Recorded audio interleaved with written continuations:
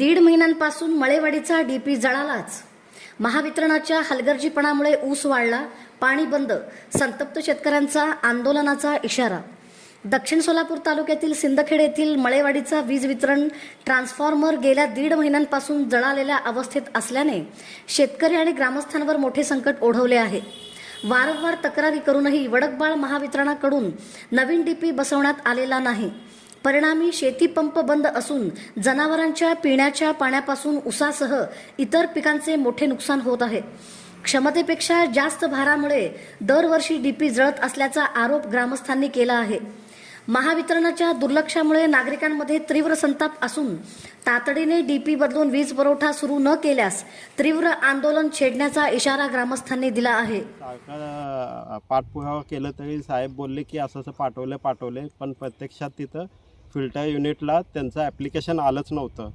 ज्यावेळेस आम्हाला हे कळालं त्यानंतर आम्ही ॲडिशनल एक्झिक्युटिव्ह मेत्रे साहेबांकडे गेले असता मेत्रे साहेबांनी जाब विचारल्यावर 1 जूनला म्हणजे डीपी 20 मेला जळाले होते तर 1 जूनला B6 फॉर्म पाठवले आणि ते काल परत डीपी जळालं आहे. याचं जबाबदार कोण? जवळजवळ 1.5 महिन्यापासून ऊसांना आमच्या पिकांना पाणी नाही आहे, जनावरांना पाणी नाही.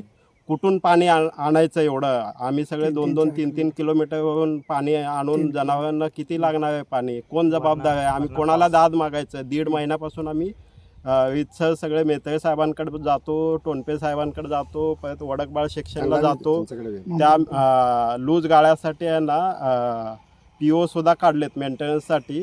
ते कॉन्ट्रॅक्टरने ॲक्सेप्ट करून सुद्धा काम करेना. ह्याला आम्ही जबाबदार कोणाला विचारायचं? एवढं आमचं समस्या आहे. ते लवकरात लवकर निवारण होण्यासाठी आम्ही न्यूज ह्या महावितरणाने लवकर लक्ष घालून ह्या समस्यातून आम्हाला मार्ग काढून द्यावा. डीपी अजून पहिला जळाला होता आणि दुसऱ्यांदा बी जळालेले तार सगळं चिकटू लागले. तर जनावराला पाणी नाही. 1.5 महिना हेच हेलपाट मारू लागलो. वडकबाळला गेल्यावर सोलापूरला जा म्हणते, जुनी मिला नंतर मंद्रुपला जा म्हणते. तर आमचं काय कोण दाद मागी नाही शेतकरी लोकांचं.